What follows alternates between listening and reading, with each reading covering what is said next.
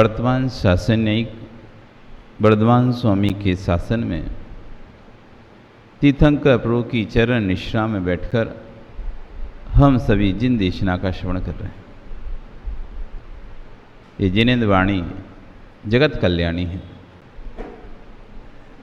जो इस जिन वाणी को सुनता है, कहते हैं कि श्रावक जब इस जिनवाणी को सुनता है तो श्रवण पने को प्राप्त होता है, और श्रवण जब इस वाणी जिनवाणी का आत्साद करता है तो सिद्ध पने को प्राप्त होता है।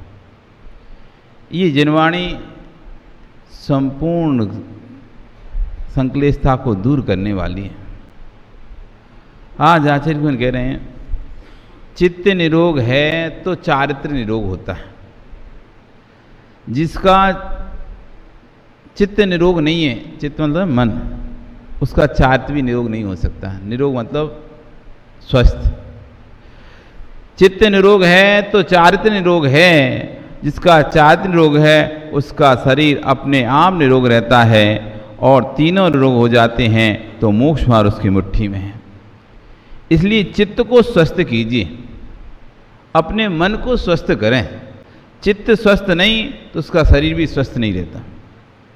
मन में यदि कोई संक्लेशता चल रही है, मन में कोई चिंता चल रही है, चाहे गृहस्थी को लेकर चल रही हो, चाहे पैसे को लेकर चल रही हो, चाहे परिवार को लेकर चल रही है,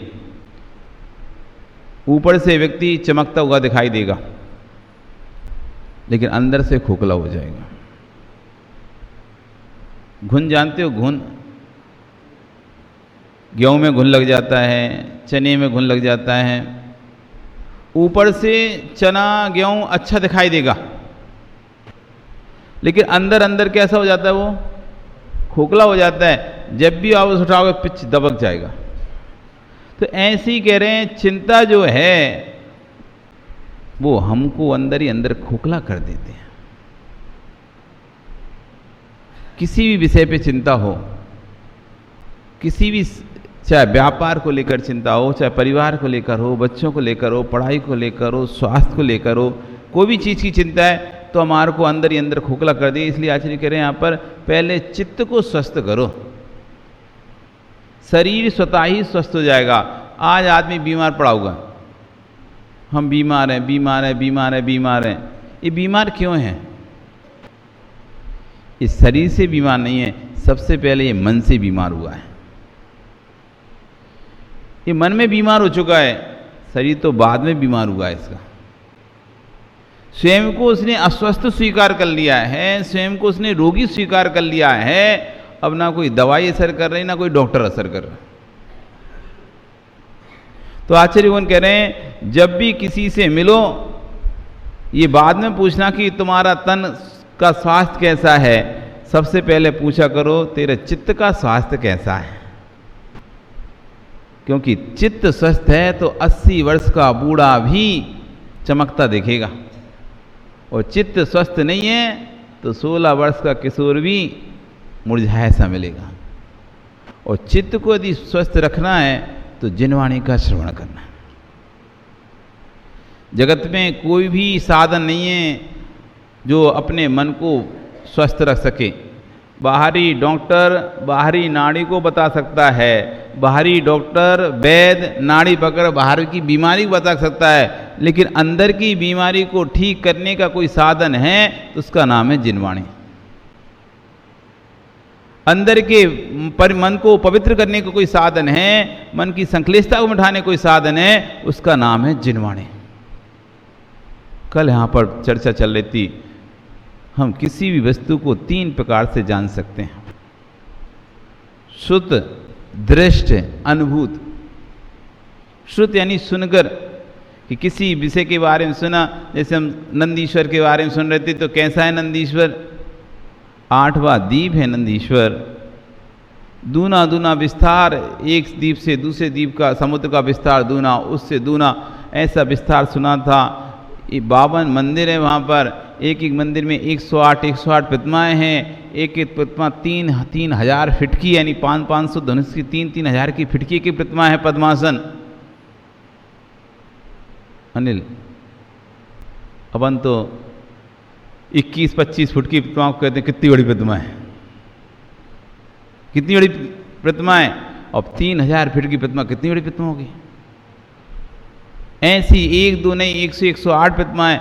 ऐसे करके हमने नंदीश्वर के बारे में समझा, नंदीश्वर के बारे में जाना, ये शुद्ध हो गया। जिसको हम देख नहीं सकते, जिसके पास पहुंच नहीं सकते, उसको हम सुनकर जानते हैं। दृष्ट, देखकर जानना। किसी के बारे में सुना नहीं है, उसके साथ रहे नहीं है, पर उसका फोटो देखा है। उसके बारे में सुना नहीं है कुछ भी, उसके साथ रहे नहीं है, लेकिन चित्र देख लिया, उसका फोटो देख लिया, अपन समझ गया चित्र से तो लग रहा है, ऐसे ही लग रहा है, समझ में आ रहा है। तो दृष्टि देखकर हम वस्तु को समझ जाते हैं कि वस्तु कैसी है, उसके गुण दोषों को जान जाते हैं, वस्तु कैसी है। शुद्ध दृष्ट। आपसे कहा जाए कि आज जो प्रवचन है पूरा सुना देना, क्या क्या बोला है, सुना पाओगे? नहीं सुना पाओगे। और वही आपसे कहा जाए टॉकीज में आज फिल्म देख के आए हो आप, तो बताओ क्या क्या देखें। एक एक स्टोरी पहली बार देखी ना, वो भी फिल्म भी पहली बार देखी, प्रवचन भी पहली बार सुना। आपने कोई फिल्म पहली बार देखी और प्रवचन भी पहली बार सुना, अब दोनों में से याद क्या चीज़ रहेगी?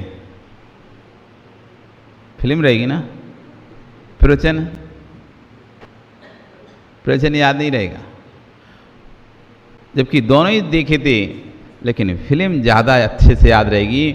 उसका एक भी ऐसा पॉइंट तुम नहीं छोड़ोगे जो महत्वपूर्ण हो। दूसरे को बताओ क्या देख के आए, तो एक एक पॉइंट, 3 घंटा की फिल्म में कम से कम 20 मिनट का तो तुम बता ही दोगे कि ये था, ये सीन आया, ये सीन आया, इस तरह का सीन आया, ये क्यों है। हमको जिनवाणी याद नहीं दे, कोई कहे कि हमें याद नहीं रहता तो गलत बात है, ये याद नहीं रहता। फिल्म का तुमको सब कुछ याद रहता है, गाने का तुमको सब कुछ याद रहता है, कहाँ लड़ाई हुई ये याद रहता है, किससे लड़ाई हुई ये याद रहता है, लेकिन जिनवाणी याद नहीं रहती है। आपकी याददाश्त कमजोर है? आपकी स्मरण शक्ति कमजोर है क्या? आपकी स्मरण शक्ति कमजोर है क्या? आपको प्रवचन याद रहता है क्या? क्यों नहीं रहता? क्यों? अनादिकाल से हमने वही सुना है, वही देखा है और वही जाना है। काम भोग बंद कहा। इस जीव ने अधिकतर क्या, धर्म के संस्कार तो कितने हैं, बहुत थोड़े संस्कार हैं धर्म के। आत्मा में पढ़ने नहीं देते हम। कोई वस्तु को अपन इधर गीला करें और तुरंत इधर थोड़ी देर बाद धूप में रख दें तो कहाँ से गीली रहेगी वो। गीला करें, करते रहें, उसमें पानी डालते रहें, तब तो वस्तु गीली बनी रहेगी। और तुम एक बार डालते हो और 7 दिन तक छोड़ देते हो तो क्या होगा? सूख जाएगी। जैसी की तैसी वस्तु तो तब गीली रहेगी याद जब उस पर पानी पड़ता रहे। ऐसे ही हमारे अंदर धर्म के संस्कार तो तब बने रहेंगे जब हम बार बार उसमें जिनवाणी का पानी डालते रहे। मिथ्यात्व संस्कार जब जाएंगे जब हम बार बार ज्ञान के हथौड़े से उस मिथ्यात्व के कठोर पत्थर को तोड़ते रहे। एक चट्टान को तोड़ना है सुभाष जी, और उसको तोड़ने में आपको 10 से 15 बार हथौड़े मारने पड़ेंगे, तब जाके वो चट्टान या पत्थर टूटेगा। तो 15 हथौड़े मारे तब जाके चट्टान पत्थर टूटा। तो कौन से हथौड़े से पत्थर चट्टान टूटा? पहले हथौड़े से, 15वें हथौड़े से?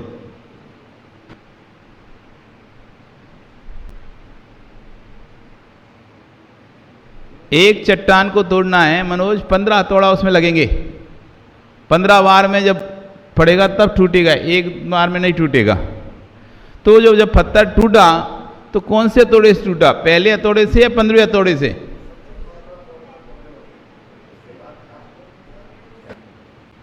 लग रहा है कि 15 हथौड़ा पड़ेंगे तब टूटेगा, इसलिए अभी तो हम मेहनत नहीं करते। 15 कौन मारेगा?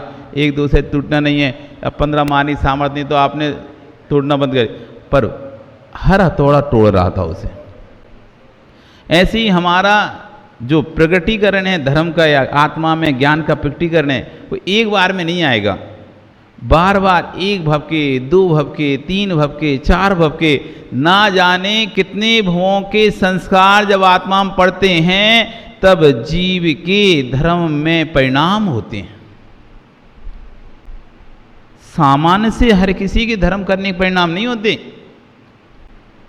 अनंत भवों के परिणाम संस्कार जब आत्मा में पड़ते हैं थोड़े थोड़े थोड़े थोड़े थोड़े थोड़े करके, तब संयम धारण करने के परिणाम होते हैं।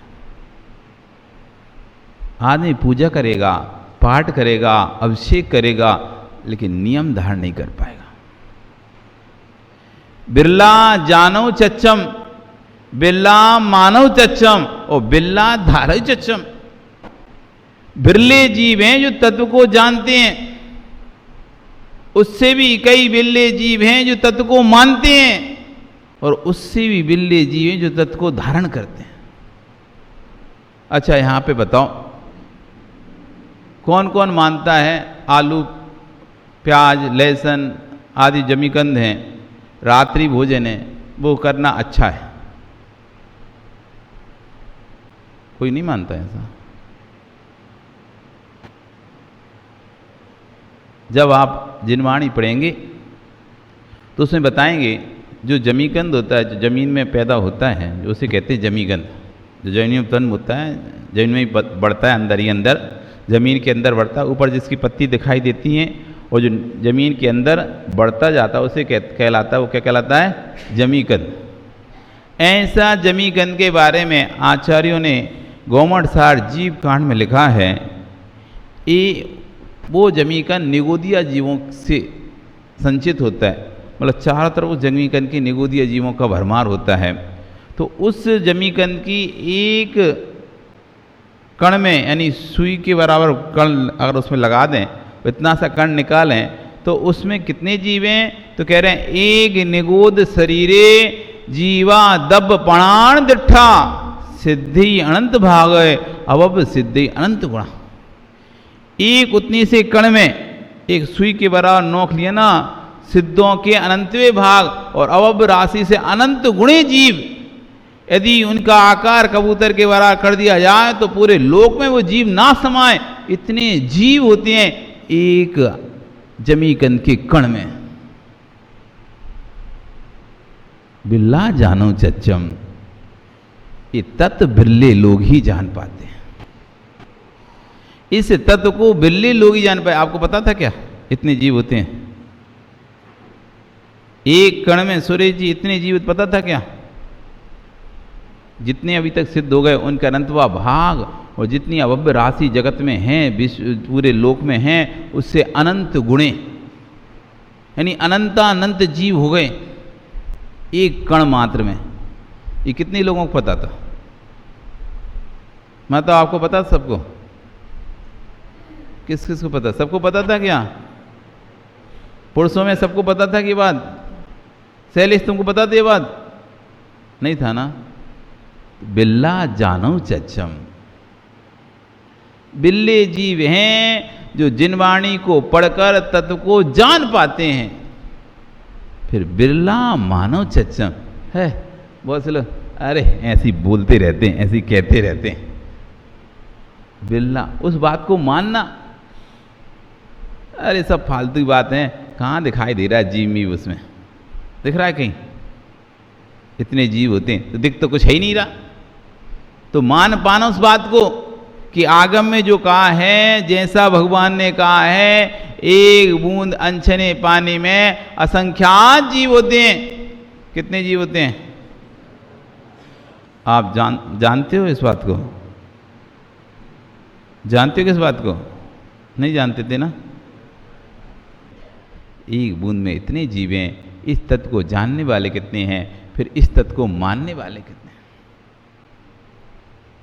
जानने वाले मिल जाएंगे, मानने वाले मिल जाएंगे, लेकिन धारण करने वाले कि आज से हम जमीकंद नहीं खाएंगे। जब एक सुई की नोक बराबर जमीकंद में इतने जीव हैं तो पूरे पिंड में कितने जीव होंगे? आज से मैं जीवों का पिंड नहीं खाऊंगा, ऐसा मानने वाले कितने हैं? भैया एक बार हमने प्रवचन चल रहा था गुरुजी का, तो नमक के बारे में बता रहे थे, और जब उनने नमक के बारे में, हमको नहीं पता था कि ऐसा होता है, और लेकिन जैसे उन्होंने नमक के बारे में बताया, हमने तो वहीं बैठे बैठे काश्तर कर लिया। अब नमक खाएंगे नहीं, वो पैकेट वाला जो आता था ना, पिसा टाटा का, इसका उसका, समुद्री नमक जिसे अपन बोलते हैं, तभी हमने कर लिया काश्तर। अब समुद्री नमक कभी खाने नहीं है।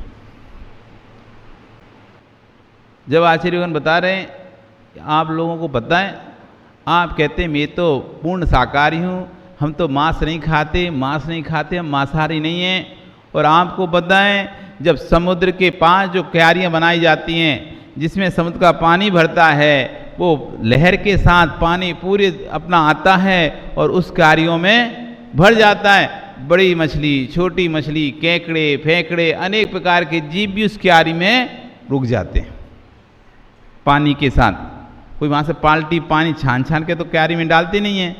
नमक बनाने के लिए क्या क्यारियाँ बनाई जाती हैं, ऐसे तालाब टाइप के, ऐसे छोटे छोटे वो बनाए जाते हैं, पोखर टाइप की बनाई जाती है, जिसमें पानी आकर समुद्र का ठहरता है और वो पानी वहीं में धीरे धीरे सूखता है, तो खारा खारा पानी वहाँ पर नमक नमक रह जाता है। तो क्यारियों में जब पानी आता है तो साथ में मछलियाँ, केकड़े, अनेक प्रकार जीव जल जंतु, वो सब उस पानी के साथ उसमें आ जाते हैं, और पानी उसमें भरा रहता है, और धीरे धीरे धीरे धीरे पानी सूखकर हार्ड होता है, और जितने जो जीव जंतु हैं जो उसके साथ आए थे, मछली, केकड़े, मेकड़े, सब वो वहीं उसी में मर जाते हैं।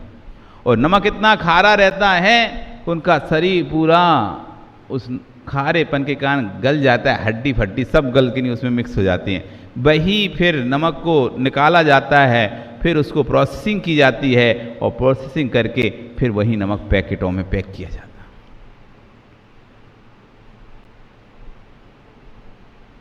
उस नमक में सब जीव जंतु के हड्डी पंजर मिल चुके हैं। तुम्हें लग रहा है कि तुम शाकाहारी हो, तुम्हें लग रहा है तुम किसी का कलेवर नहीं खा रहे हो, जो नमक खा रहे हो ना उसमें सब कलेवर मिला हुआ है। जानते थे बात? आयोडीन हो, कोई सा भी हो, जितना भी जो पैकेट वाला नमक आता है, जो समुद्री नमक आता है, ये सब जीवों का कलेवर है। जब ये हमने सुना, हमारे तो अंदर से लगा कि भैया अब कभी नहीं खाएंगे ऐसा नमक। खाएंगे तो पत्थर वाला जो आता है नमक, सेंधा नमक जिसे कहते हैं, जो चट्टान होती है, पत्थर होती है, जो सेंधव देश से आता है, सिंधु देश से आता है यहाँ पर, तो वो पत्थर वाला नमक खाएंगे, पर ये नमक कभी नहीं खाएंगे। और उस दिन से हमने नमक छोड़ दिया था। बिल्ला जानव चच्चम, बिरला माने तच्चम, बिल्ले जानते हैं, फिर उस बात को मानने वाले और बिल्ले हैं, और उस बात को मानने के बाद भी उसको धारण करने वाले और अधिक बिल्ले जीव हैं। नहीं तो आदमी डरता है, अरे मैं नमक छोड़ दूंगा मतलब सब कुछ छूट गया।